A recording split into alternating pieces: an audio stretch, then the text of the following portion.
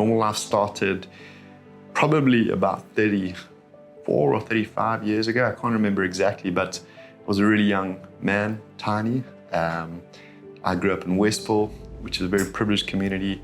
My dad loved the arts and was really focused on our education, and so we would often go to the Durban Playhouse.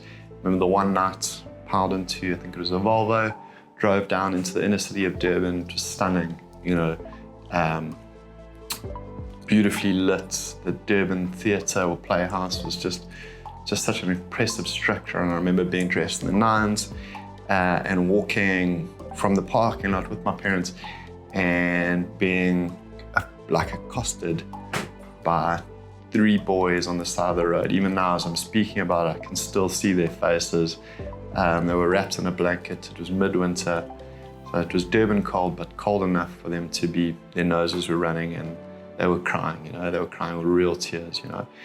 And something about that moment just cut me like so deeply. I remember afterwards, I have a memory of being in a change room or a bathroom inside the theatre with my mom and dad, and my mom trying to comfort me. But I think my life was marked in that moment when I was, something in my soul was wounded by inequality, you know, and that really set me on a trajectory for the rest of my life.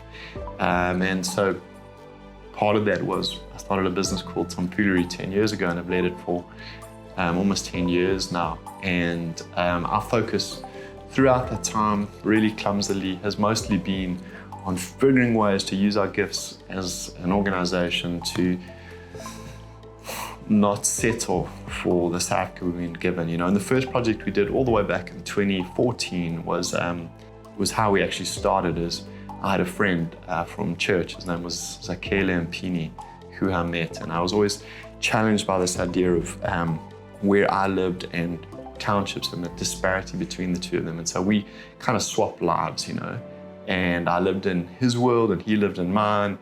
And you know, when you're going to watch the film, that was a summary of that kind of adventure, and on your desks you might have the printed book of Normal Life, or you've got the PDF on a laptop.